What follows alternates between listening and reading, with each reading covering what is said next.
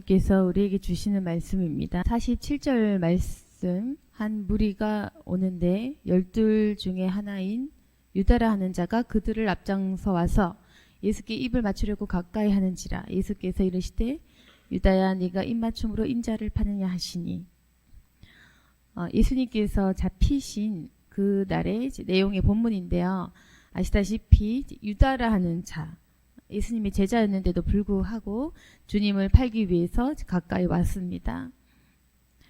그런데 그때 주변에 이제 사람들 여럿이 있었겠죠. 그런데 예수님의 제자 중 한 명이 그 대제사장의 종을 이렇게 칼로 친 겁니다. 그 다 아시겠지만 대제사장의 종을 쳐서 그 오른쪽 귀를 떨어뜨린지라. 그래서 이 내용의 본문을 보시면 마가복음 그리고 마태복음, 요한복음에까지 이 내용의 본문이 나와 있거든요. 그래서 같은 그 내용의 본문이 각 복음서마다 기록되어 있는데, 이제 요한복음을 보시면 이제 이 대제사장의 종이 말고라 하는 이제 인물임을 우리가 알 수 있습니다.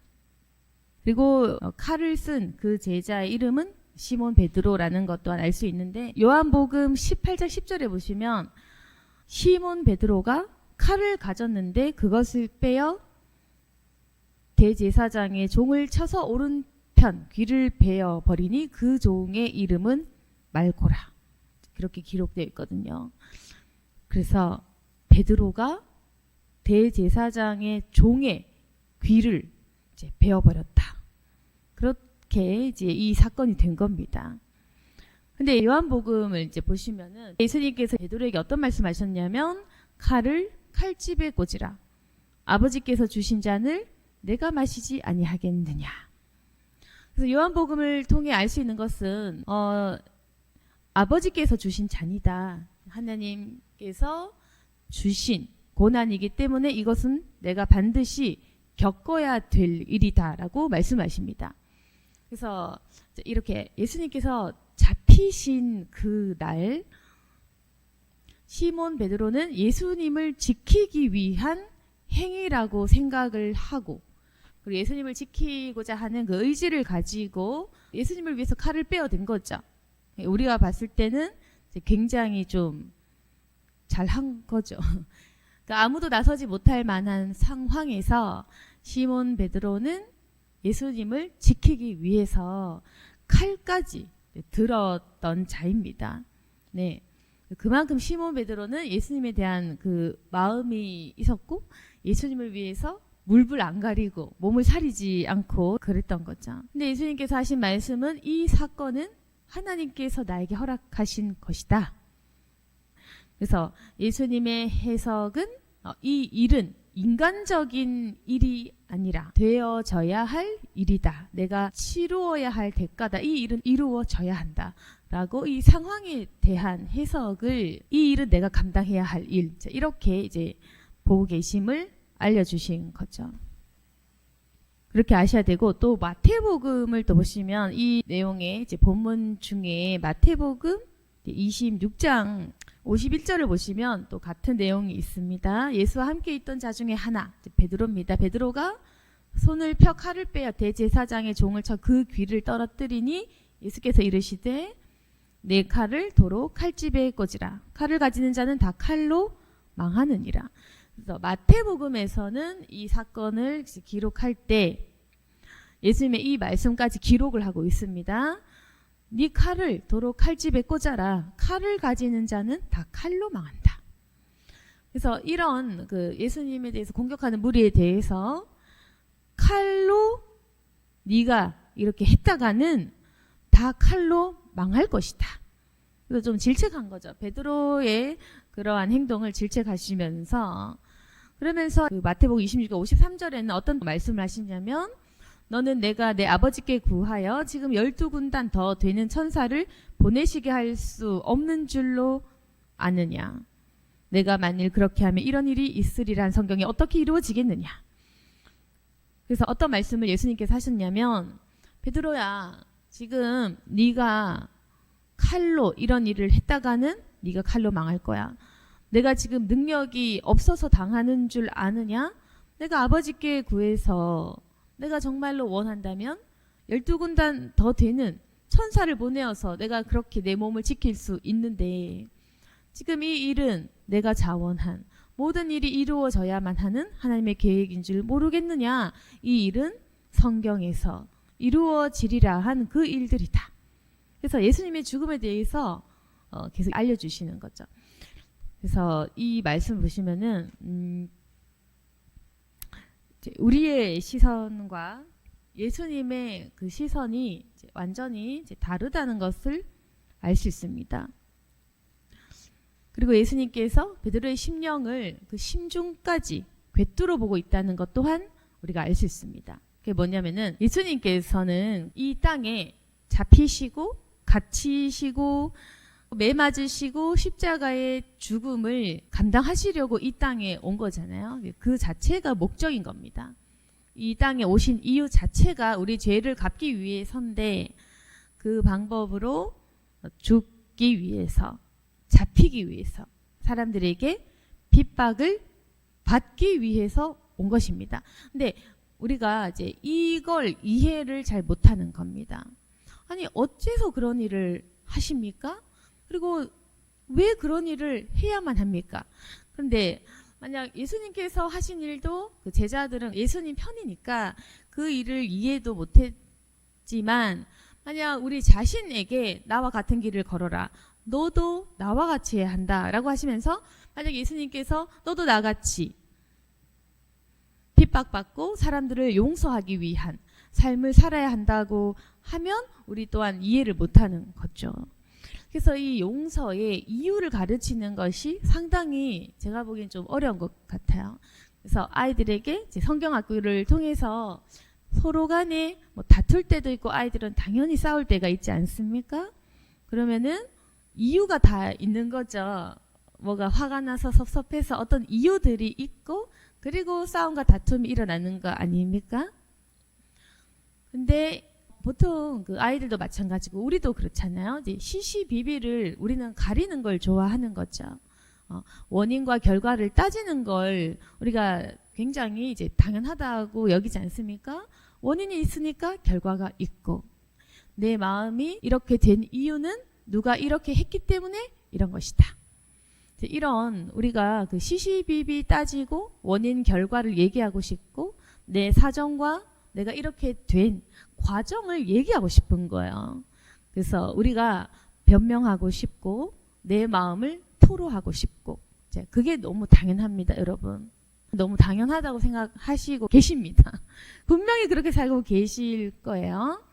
그래서 여러분이 계속 그 베드로 같은 시선에 갇혀서 용서해야 될 이유라든지 용서의 가치라든지 아니면 용서할 수 있는 방법에 대해서 여러분은 전혀 모르고 계실 겁니다. 그렇기 때문에 제가 그랬잖아요. 여러분 용서할 줄 몰라요. 용서가 뭔지도 모르고 왜 그래야 되죠? 왜 해야 되는지 전혀 모르고 있습니다. 제가 아이들을 가르치면서 느꼈거든요. 제가 아이들에게 옆에 친구 용서하세요 하면은 멍한 표정을 짓더라고요. 그 멍한 표정이 뭐냐면 왜? 내가 왜 그래야 되죠? 그런 표정인 겁니다. 아니 내가 삐졌는데 내가 왜 용서하고 내가 왜 풀어야 돼? 내 마음이 안 풀렸는데 내가 왜 그래야 돼? 옆에 친구가 설사 뭐 억지로 미안하다고 한들 내 마음이 안 풀렸는데 미안해 그 단순한 한마디로 내 마음 왜 풀어야 돼? 또는 내가 사과도 안 받았는데 내가 왜 풀어야 돼? 이제 그런 거죠. 그래서 아이들도 전혀 이해하지 못하고 가르치기가 조금 힘들구나. 아직까지 예수님의 용서에 대해서 이제 전달하기에는 아이들이 매우 어리기 때문에 좀 어렵다. 그런데 과연 이것을 성인들 또한 이해하고 있을까? 못한다는 거예요. 그래서 제가 봤을 때는 아이들도 마찬가지, 성인도 마찬가지. 내가 이런 이유로 화났고 이런 이유로 내 마음이 지금 기분이 나쁘고 삐져 있고 내가 이렇게 쌓인 것이 많은데 내가 어찌 가만히 있을 수 있는가? 이겁니다. 그렇기 때문에 보통 이제 어떻게 하냐면은 용서를 못했기 때문에 사람을 미워하기도 하고 또는 우리가 변명을 하면서 계속 설명을 하는 거죠. 내 마음이 이래서 이랬다. 내 마음이 저래서 저랬다. 그러면서 계속 이제 말을 많이 하게 되는 겁니다. 계속 내 마음이 풀릴 때까지 말 많이 하는 거예요. 그게 바로 화내는 방식 중에 이제 하나인 거죠. 여러분 욕만 한다고 화내는 거 아닙니다. 뭐 때려 부순다고 화내는 게 아니야. 사람마다 이미지 관리한 사람들도 있지 않습니까? 그래서 뭐 때리는 사람, 부수는 사람 뭐 이렇게 극단적인 행동뿐 아니라 말 많이 하는 것도 분노의 표출 방법인 거예요. 아니면 아예 사람을 무시해버리는 것도 분노의 한 방법.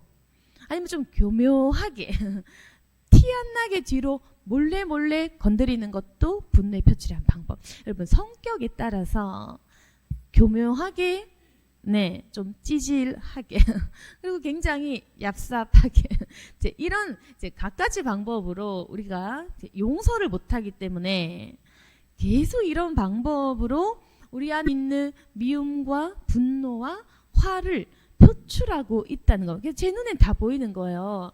그래서 착한 척하는 사람들은 자기가 화내고 있다는 걸 인지 못합니다. 착한 사람 말고 착한 척하는 사람입니다. 그래서 착한 척하는 사람은 자기가 화를 내지 않았다고 믿고 있어요. 그러나 저같이 심중을 보는 사람은 압니다. 아, 착한 척하지만 저 사람은 꽁하다. 착한 척 하나 저 사람은 이 갈고 있구나. 착한 척 하지만 속에 분노가 가득하구나. 예수님은 여러분 심령을 다 아십니다. 그래서 아무리 우리가 숨겨봤자 내 안에 있는 어떤 표정, 눈빛, 분위기, 내 감정, 상태로 인해서 사람의 마음 안에 있는 미움과 분노는 다 드러나기 마련인 거죠. 물론 잘 속이는 사람도 있겠지만 눈치가 빠른 저 같은 사람은 다 압니다. 아무튼 사람들이 잘 용서를 못하고 용서를 할 줄 모르기 때문에 계속 마음에 이렇게 삐짐이 있는 거죠. 그래서 용서를 잘 못한 사람들의 특징은 아까도 말씀했다시피 변명을 굉장히 많이 합니다. 변명을 계속 하면서 내가 이럴 수밖에 없는 이유, 내가 미워할 수밖에 없는 이유, 내가 왜 이렇게 됐냐면, 왜 저렇게 했냐면 계속 자기 행동을 합리화하기도 하고 또 아니면 전화통 붙들고 계속 하소연을 하는 거죠. 이러쿵 저러쿵 얘기를 하면서 내 사정도 얘기하고 다른 사람의 뒷말도 하고 다른 사람에 대해서 좀 비하하기도 하고 다른 사람에 대해서 비꼬기도 하고 은근슬쩍 까내리기도 하고 다 티가 나는 이제 그런 이제 없어 보이는 행동들을 계속 쏟아내게 되는 거예요. 이게 지금 왜 행동 수정이 안 되냐면 마음 안에 용서하지 못해서 그렇습니다. 그래서 용서 못한 사람은 말이 많고 변명이 잦고 그리고 다른 사람들을 깎아내리고 이렇게 하면서 내 마음 안에 있는 그 미움, 분노, 시기, 질투 그 용서하지 못한 그런 내면의 불안정한 상태로 살아가는 거죠. 그래서 굉장히 삐져 있다. 그래서 그러면은 제 입장에서 다 도진 개진인 거예요. 전부 비슷한 거예요. 모두가 다 얘가 저래서 내가 이랬어요. 얘가 이러니까 이랬어요. 근데 제가 보기에는 비슷비슷한 겁니다. 그래서 아이들에게 설명하면서도 좀 난감하고 어려웠지만 역시 이게 어린아이들은 작은 사건, 성인이 되면 큰 사건을 통해 이걸 서로 간에 이제 작든 크든 용서하지 못한다. 예를 들어서 이제 아이들 시선에서 맞춰 봤을 때 상대방이 내 장난감 망가뜨렸는데 내가 화가 났는데 내가 이걸 왜 용서해야 하나? 부당하다는 거죠. 내 장난감 망가뜨렸으니까 누가 봐도 얘 잘못이야. 난 화가 나잖아. 화가 나니까 당연히 삐지잖아. 그러니까 화가 난 거예요. 그러니까 너무 당연한 거잖아. 이걸 가지고 자기는 아무 잘못도 없는 선량한 피해자인데 목사님이 만약에 그래도 용서해 이렇게 하면 더 화나겠죠.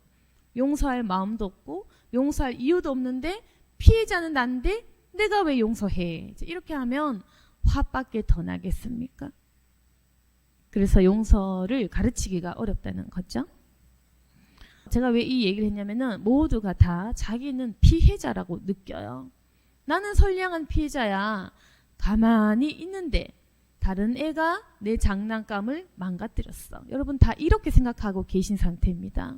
나는 가만히 있는데 이 사람이 이 말을 했어. 기분이 나쁘다. 나는 가만히 있는데 저 사람이 나를 사랑 안 해주고 관심도 안 가져줬어. 난 너무 마음이 삐져있다. 나는 가만히 있는데 난 저 사람 좋아하는데 저 사람 날 좋아해 주지 않아. 나는 가만히 있는데 난 피해자야. 난 억울해. 난 참 불쌍한 사람이야. 자, 이렇게 하면서 계속 이 마음의 응어리와 분노와 시기, 열등감이 계속 축적되고 쌓여가면서 점점 우리는 더 악하게, 더 완악하게 마음이 굳어지게 되는 것입니다. 그런데 그러면은 하나님이 봤을 때 어떨까? 제가 봤을 때는 어떨까요? 제가 봤을 때는 다른 사람이 내 장난감을 망가뜨렸다 해도 그 장난감 그거 100원짜리 공짜로 얻은 그 싸구려 장난감 좀 망가뜨렸다고 불쑥 그렇게 화를 내버리는 그 마음이 못된 거예요. 그래서 자기 장난감이 망가뜨려졌지만 그거 용서 못하는 그 찌질함이 제가 보기에는 악한 겁니다. 그렇게 되는 겁니다. 다시 말해서 마음속에 용서 못하는 그 찌질한 마음, 용서 못하는 옹졸한 마음, 작은 것에 불같이 화내고 삐져버리는 그 사악한 마음은 죄다 겁니다. 이제 아시겠습니까? 용서 못하는 너희들은 다 죄다. 피해자 아니다. 피해자인 척 하지 말아라. 피해자 아니다. 용서 못한 찌질한 그 마음 자체, 그 옹졸에 빠진 그 좁디 좁은 그 속, 그거 죄다라는 거죠. 이거 안 가르치시면 여러분 자녀가 어떻게 크겠어요? 언제나 용서 못하고 언제나 삐지고 분노 가득한 아이로 자라나게 될 건데 그게 과연 좋습니까? 용서를 못 가르치면 애가 잘 못 크는 거예요. 교육을 똑바로 다시 해야 된다. 왜? 지금 부모가 용서 못하고 옹졸하고 삐져 있는 상태인데 자녀에게 용서가 뭔지 모르는데 가르칠 수가 없겠죠? 그래서 사악함과 완악함이 대물림 된다는 겁니다. 분노, 우울증 왜 대물림 될까? 용서를 못하는 자녀, 용서를 못하는 부모가 용서를 모르기 때문에 용서 못하는 자녀로 키우니까 마음에 분노와 미움과 시기 질투 그리고 막 답답한 온갖 이 세상의 삐짐이 가득 찬 그 애들이 이제 크니까 결국에는 내 인생 내 마음대로 안 풀릴 때 부모가 지지해주지 않고 뒷받침 기반 없고 어느 순간 딱 무너질 때 있잖아요. 인생 가운데 실패 경험할 때 그때 질병 오는 거죠. 그게 우리가 흔히 대물림이라고 착각하는 건데 그건 저주도 아니고 질병도 아니고 대물림도 아니고 거듭나지 못했기 때문에 가르칠 수 없었기 때문에 환경적인 거다. 은혜가 들어가면 바뀔 수 있다. 이 말입니다. 저주? 유전. 글쎄. 그건 거듭날 수 있는 그리스도인이 입에 참아 담기는 그건 나쁜 말인 거예요.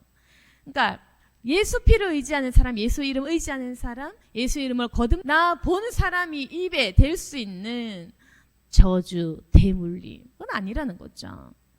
그건 예수님 안 믿는 사람이 입에 담는 말. 그래서 물론 잘 몰라서 그러는 겁니다. 모르니까 아이고 엄마 따라 애가 똑같네, 아빠 따라 애가 똑같네. 모르면 뭔가 대물림 같고 유전 같고 저주 같고 가게의 저주 같고 그렇겠죠.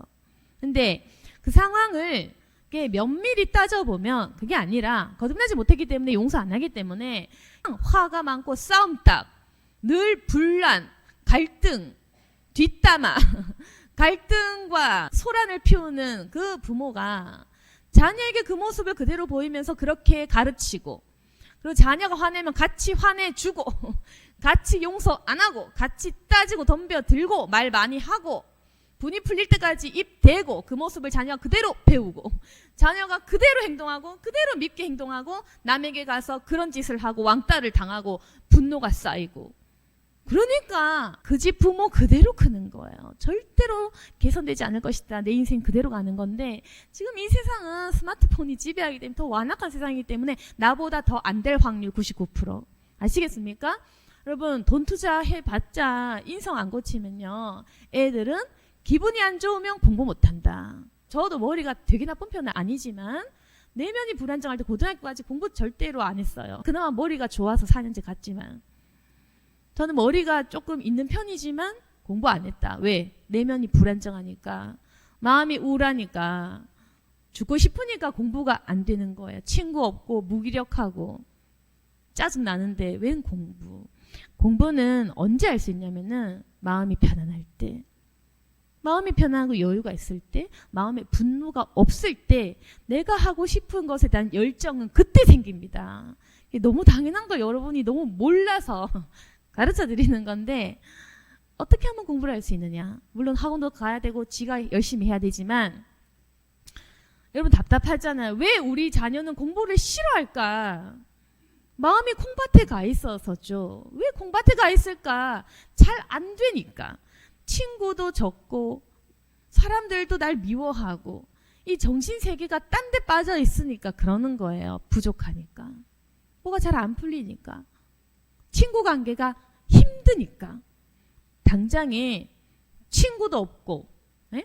당장 삶이 얘가 힘든데 무슨 공부를 하겠냐. 네? 아시겠습니까? 그러니까 보세요. 친구들과 관계 원만해야 되고 어디 가서 욕 안 먹어야 되고 어디 가서 혼 안 나고 이렇게 좀 마음이 편안해야 당장에 어려움이 없잖아. 그래야 나 뭐 하고 싶지? 난 뭘 잘할 수 있지? 난 뭘 하고 싶을까? 이걸 해볼까? 저걸 해볼까? 자, 이런 내 자신에 대한 건전한 미래에 대한 생각 이게 나오는 거 아니겠습니까? 아니 내 삶이 똑발라야 노후 생각할 수 있는 거죠. 여러분 그렇잖아요. 지금 만약에 빚더미로 여러분 1억, 10억, 몇십억 빚 있으면 노후 준비 못할 거 아니에요. 당장 일단 빚 갚고 봐야 됐죠? 똑같습니다. 아니 지금 내가 살아가는데 생활비가 아무 문제 없어야 그래 여유 있어야 노후도 설계하고 미래에 여행 갈 것까지 계산해서 넣을 거 아니야. 마찬가지예요. 지금 어려움이 없어야 내 미래에 대한 생각, 투자, 그 열정이 있는 건데 지금 만약 친구 생활 어려워, 마음에 짜증 가득해, 뭔가 힘들어. 이제 그러면 공부할 여유 따위는 없는 겁니다. 당장 살아가야 되거든. 생존이거든. 이게 생존을 위해서 이거 지금 애가 힘든데 공부 이렇게 한다고 공부 어지간히도 잘하겠습니다. 마음을 모르면 교육이 제대로 안 되는 거예요. 그러니까 마음이 편안해야 마음이 여유가 있어야 똑바른 생각을 할 수 있고 아 공부 내가 뭘 할 것인가 내가 어느 대학 갈 것인가 내가 무엇을 할 것인가 나는 이 거대한 부모의 은혜에 어떤 보답을 하고 싶다 이런 정상적인 생각이 들어온다는 겁니다. 그래서 굉장히 중요한 것은 사람의 내면이 체계가 잡히는 거 안정감을 누리는 게 굉장히 중요한 거. 그러면 공부 못하던 애들도 한번 노력해 본다. 머리 좋은 애들은 더 공부 열심히 한다. 이제 이렇게 되는 거죠. 내가 가지고 있는 좋은 것들을 발견해낸다. 그래서 공부 못해 보여도 내가 가진 또 다른 쪽의 재능을 발견할 수 있다. 성공할 수 있는 겁니다. 그래서 요즘 사실 뭐 공부 잘한다고 성공하는 건 아니잖아요. 잘할 수 있는 거 한 가지만 있으면 되는 세상인데 내 자녀가 무엇을 잘할 수 있는가. 그런데 마음이 힘들면 내가 잘할 수 있는 게 있다는 것조차 인지 못하는 거예요. 계속 자존감이 낮아지는 겁니다. 그래서 이제 부모가 거듭남, 회개하고 거듭나고 용서할 줄 알고 이렇게 거듭나야 자녀도 이걸 배우고 따라할 건데 우리 부모가 용서가 뭔지 모르고 용서할 줄 모르고 용서 안 하고 싶고 하기 싫고 그렇게 하면 자녀가 그대로 배우겠죠. 여러분, 굉장히 두려운 일입니다. 우리 자신은 우리 자신의 모습을 거울로 잘 보기가 어렵지 않습니까? 사실 그거 참 힘든 건데, 힘들어요. 근데 여러분 자신의 모습을 한번 보세요. 우리 자녀가 나를 안 그래도 닮았는데, 안 그래도 속도 닮았는데, 얼굴도 닮았는데 말까지 똑같이 배울 겁니다. 굉장히 두렵지 않나요? 내가 하는 모든 말을 똑같이 할 겁니다. 여러분, 예를 들어서 내가 말이 많고 수다쟁이야. 우리 아들은 수다쟁이로 크는 거예요. 내가 항상 불평하고 사람 욕을 해. 우리 애는 어디 가서도 친구 욕만 하고 다니는 거. 왜? 내가 그렇게 사니까. 내가 항상 사람들과 잘 싸우고 싸움닭이야. 우리 애도 어디 가서 싸움닭 하는 거예요. 왜? 내가 그렇게 했고 그렇게 가르쳤으니까. 그렇게 되는 거예요. 너무 끔찍하지 않나요? 그런데도 내 행동 수정을 하지 않는 부모. 그러니까 자녀에게 화내지 마시기 바랍니다. 그냥 나 따라 한 거야. 내가 물려진 유전자, 내가 가르친 그 방법 그대로 얘는 아무 잘못이 없는 거예요. 아무 잘못 없다. 내가 가르친 내 탓인 거죠. 네, 나 또한 가르침 받지 못한, 네, 그것도 내 탓. 그렇게 되는 건데, 그러면 우리를 교육해 줄 수 있는 사람 누구냐? 우리 부모도 날 그렇게 못 가르친 거죠. 우리 부모도 나에게 용서를 가르쳐 준 적이 없어. 맞아요. 제가 부모에게 배우라고 한 적 없습니다.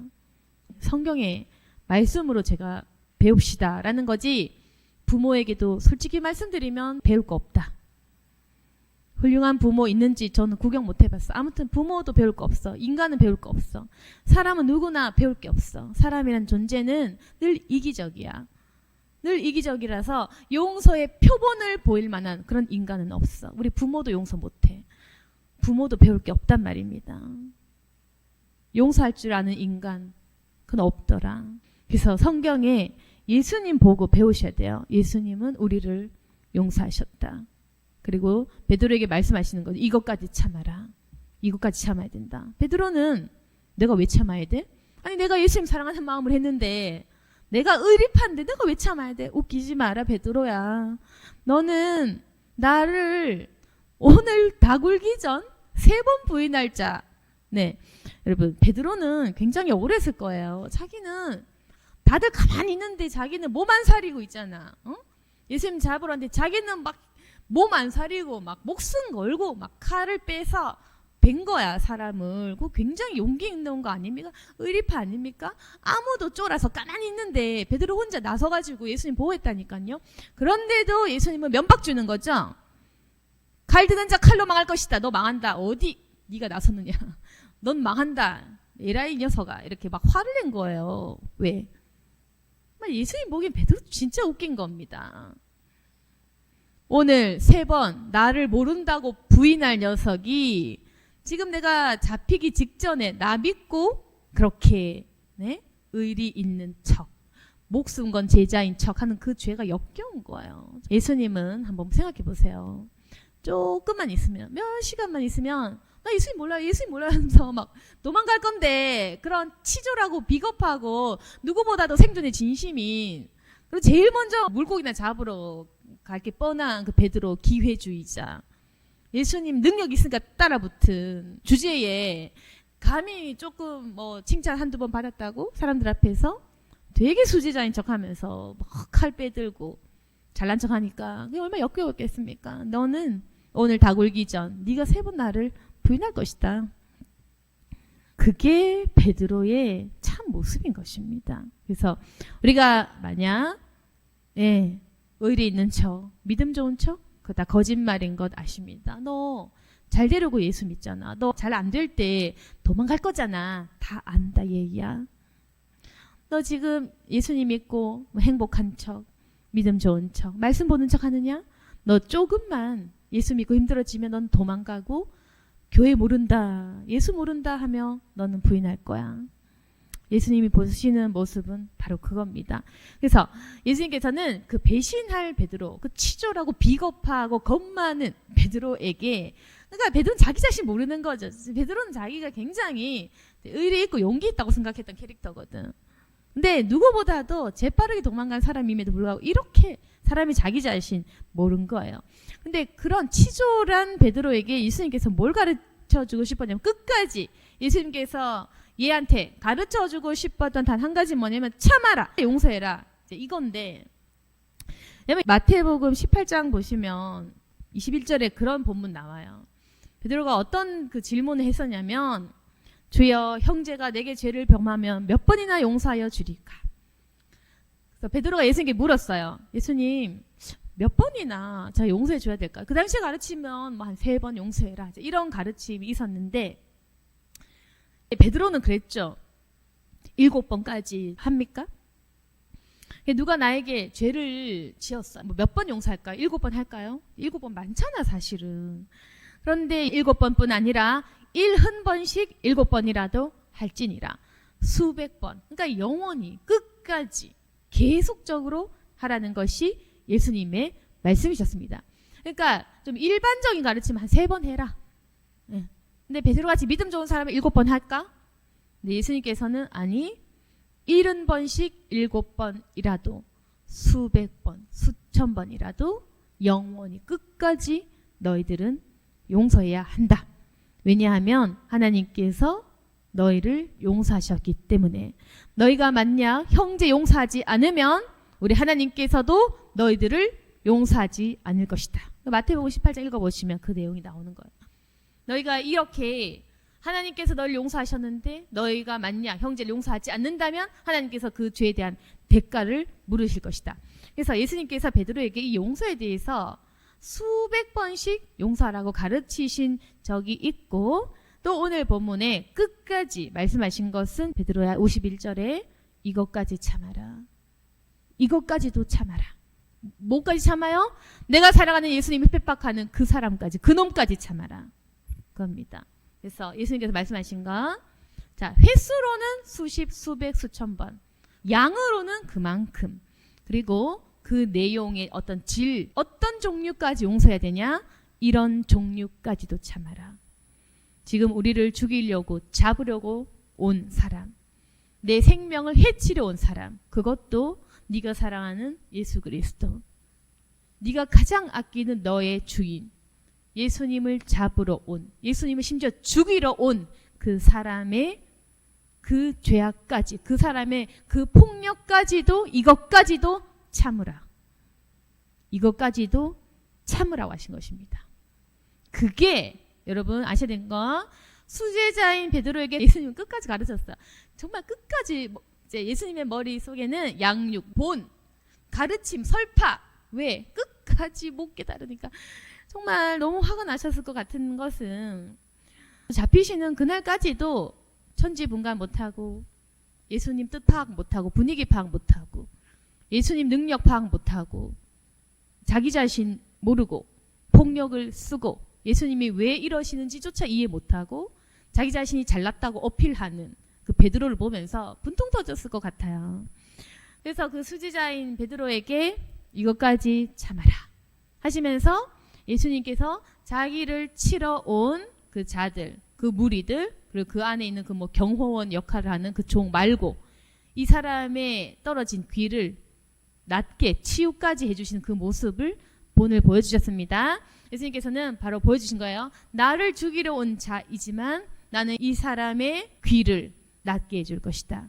이 사람은 나를 죽이겠으나 나는 이 사람의 상처를 만져줄 것이다. 네가 해야 되는 용서란 바로 이런 것까지 가야 한다. 그래야지 복음의 핵심을 네가 알릴 수 있다. 바로 이겁니다. 예수님께서 끝까지 하시고자 한 말씀 바로 그거.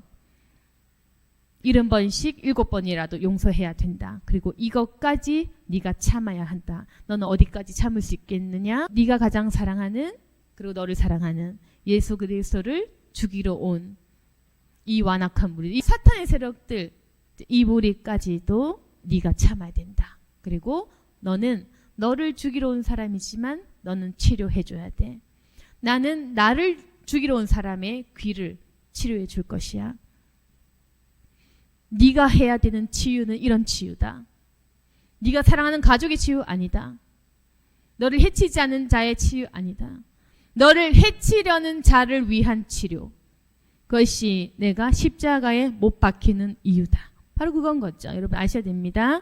내가 누구를 치유할 것인가? 나를 죽이려는 자. 내가 누구를 용서할 것인가? 내 뒷담화를 하고 나를 깎아내리려는, 나를 폄하하려는 자를 용서해라. 내가 어디까지 참을까? 너를 아주 죽게 만들어도 참아라. 아주 네 사업 망하게 해도 참아라. 사람은 늘 시기 질투 때문에 사람들을 비하하고 폄하하고 남의 사업 안 되게 하고 그렇게 경쟁하고 깎아내려야지. 너는 너를 죽이려는 자의 그 죄를 참아라. 그걸 보여주신 거예요. 참고 용서하고 거기까지는 좋다 이거야. 치료까지 하시래. 치료까지 해주셨어요. 그게 바로 용서의 본이고, 이걸 제가 여러분들에게 가르쳐 드리길 원하고, 왜 용서해야 되지? 저도 모르겠어요. 그냥 입 다물고 용서하는 겁니다. 이 본문에 감동된 사람은 입 다물고 그냥 용서하는 거예요. 물론 입 대려면 저도 할 말 많죠. 아니 내가 왜 그래야 돼? 내가 이까지 왜 그래야 돼? 나는 가만히 있었는데? 나 그냥 설교만 하고 남만 도우고 나 항상 공짜로 사람 도와줬는데. 저도 할 말 많아요. 입 다물고 용서하라는 겁니다. 변명 필요 없다. 말 많이 하지 말아라. 따지지 말아라. 얘가 잘못해서 하지 마라. 그만해라 이겁니다. 입 다물라는 거예요. 옹졸한 마음 그 자체를 지적하는 겁니다. 용서해라. 용서받았으니. 너는 이러한 복음에 감동이 왜 되지 않느냐. 예수님께서 감히 예수님의 몸을 해치려고 하는 그 무리들을 향해서 자신의 제자가 자기를 지키기 위해서 칼을 빼들었지만 오히려 자기를 지키려고 한 자신의 제자를 꾸짖고, 나를 왜 싸워주는데, 내 편인데 나를 지키려는 내 편을 꾸짖기까지 하시면서 저들을 용서해라. 그리고 너희들을 죽이려는 자의 치료를 해주어라. 대단한 용서 아닙니까? 그래서 여러분이 그러면 지금 어떻게 되냐면은 두 개 중 한 개인 거예요. 이 용서, 그러니까 예수님이 하신 용서가 굉장히 은혜돼. 그리고 감동돼. 뭔가 멋져. 이렇게 감동된 사람은 이 행동을 따라하게 되어 있습니다. 네, 따라하게 되어 있고 이 용서의 가치에 대해서 자녀에게 가르치게 될 것입니다. 이러한 용서가 있다. 이 복음이 존재한다. 이 용서를 너도 해야 된다. 이게 가르칠 것이고, 거듭남. 그리고 제가 이렇게 얘기를 했는데도 아무 감동이 없어. 뭔지 모르겠다. 뭔지 모르겠지만 그거 내 거 아닌 것 같은데 예수님 왜 그러셨지? 감동 없는데? 내가 감동되려면 예수님이 모든 사람 베어 죽이고 이 세상 왕 대통령이 되어서 잘 먹고 잘 살고 재벌되는 그런 시원한 사이다 전개가 난 좋을 것 같아. 자, 여기에 감동이 없는 분은 계속 살던 대로 살아가게 될 겁니다. 그래서 자, 이 설교에 감동되는 사람, 회심의 길. 감동이 없고 도무지 무슨 말인지 모르겠어. 난 그렇게 안 살 거야. 그러면 이제까지 살던 길. 그렇게 되는 겁니다. 그래서 거듭남이라는 것은 내가 가던 길을 멈추고 돌아서서 다른 길로 돌이키는 거죠. 이 말씀을 듣고 감동되는 사람은 돌이킬 것입니다. 감동. 그래서 오늘 말씀을 정리하겠는데요. 용서의 이유를 아이들에게 참 가르치기 어려운데 이것은 부모가 가르치고 본을 보일 수밖에 없다. 이건 좀 어려운 것 같아요. 예수님께서 나를 용서하셨고 내 죄를 대속하셨으니 우리도 함께 원수를 용서해야 된다. 어렵고 간단한 진리. 근데 이것을 받아들이신다면은 우리도 이 길로 가야 됩니다. 그리고 우리가 아무리 이 성경을 읽어도 깨달음이 심령에 와닿지 않는 부분은 감동을 받지 못해서다. 오늘 이 본문을 다시 보시면서 감동받고 돌이켜야 돼요. 그래서 내가 이제는 용서하는 사람, 입을 다물고 용서하는 사람, 따지지 말고 변명도 하지 말고 말 많이 하지 말고 남 탓하지 말고 억울하다고도 하지 말고 그냥 옹졸하지 않기 위해서 용서하는 사람 그 자체가 되기 위해서 사랑 그 자체를 좇기 위한 이유. 여러분 이유 따지지 마. 왜 그래야 돼 하지도 마. 그냥 예수님 때문에 예수님을 좋아하니까 나는 사랑을 하고 싶으니까 용서하고 싶으니까 이 사랑이 진리니까 그런 그냥 사랑을 위한 그 이유 자체로 용서를 하신다면 여러분은 완전히 거듭나게 되실 건데, 어떻게 거듭나시냐면 우울증이 사라질 겁니다. 마음의 분노, 미움, 짜증이 사라지는 순간 이 속에 이만큼 쌓아놨던 그 섭섭함들, 사람에 대한 섭섭함, 부모에 대한 섭섭함, 형제에 대한 섭섭함, 그냥 사랑받지 못한 삐짐과 섭섭함, 이 세상에 대한 분노와 섭섭함이 사라질 거예요. 용서하셔야 돼요. 세상을 용서하셔야 되고, 부모 형제를 용서해야 되고, 자식을 용서해야 되고, 나 자신을 용서해야 돼요. 아시겠습니까? 용서의 지경에 이를 때 나 자신까지 용서해야 되는 거예요. 부족한다, 공부 못하는다, 돈 잘 못 버는다, 실패해 봤던다, 나를 용서하셔야 돼요. 용서해야 됩니다. 좀 어려우신 게 있겠지만 아무튼 계속 용서하셔야 돼요. 세상도 용서, 나도 용서, 과거에 실패했던 나를 용서. 용서하시면 우울증이 사라진다. 우울증 사라지고 여러분은 우울증이 사라질 때 내가 무엇을 해야 할지 생각하시게 될 것입니다. 나는 과연 무엇을 해야 하는가, 무엇을 할 수 있는가, 하나님께 어떤 쓰임을 받을 것인가, 나는 어떠한 사람이 될 수 있는가, 사람을 위한 그런 가치 있는 일을 하고 싶다. 이런 좀 가치 있는 그런 생각들을 하게 되는 것입니다. 그래서 여기서 사람의 재능이 쓰이게 되고 열정, 에너지 이런 것이 되고, 여러분께서 오늘 이 용서를 기억하시고 행하고 거듭나실 때에 여러분은 여러분의 미래에 대한 생각도 하실 수 있고, 자녀도 잘 키울 수 있고, 내면이 평안하게 쓰임받을 수도 있을 것이다. 주님께서 마지막까지 가르치신 이 용서의 가치를 묵상하시고 또한 가르치는 저와 여러분이 되기를 소망합니다. 아멘. 기도하겠습니다. 거룩하신 하나님 아버지, 용서의 가치를 알 수 있도록 도와주시옵소서. 하나님, 살아가면서 용서가 너무너무 중요한데도 불구하고 늘 우리가 감정에 치우쳐 있었습니다. 그러나 내 감정을 이 가르침과 깨달음으로 눌러버릴 수 있도록 도와주시옵소서. 해낼 수 있을 것입니다. 주님을 사랑하는 마음으로 할 수 있도록 도와주시고, 이제는 자녀 양육도 올바르게 할 수 있도록 도와주시고, 또한 나 자신을 주님의 섭리와 주님의 말씀대로 인도받고 순종할 수 있도록 도와주시옵소서. 오늘 말씀 기억하기를 원하고 깨닫기를 원합니다. 이 말씀 한 구절 한 구절 마음의 심중에 감동이 되어지게 도와주옵소서. 오늘 말씀 기억할 수 있도록 도와주시고, 힘이 없지만 저희들에게 힘을 주신 하나님을 믿습니다. 주님 도와주시고 우리들을 이끌어 주옵소서.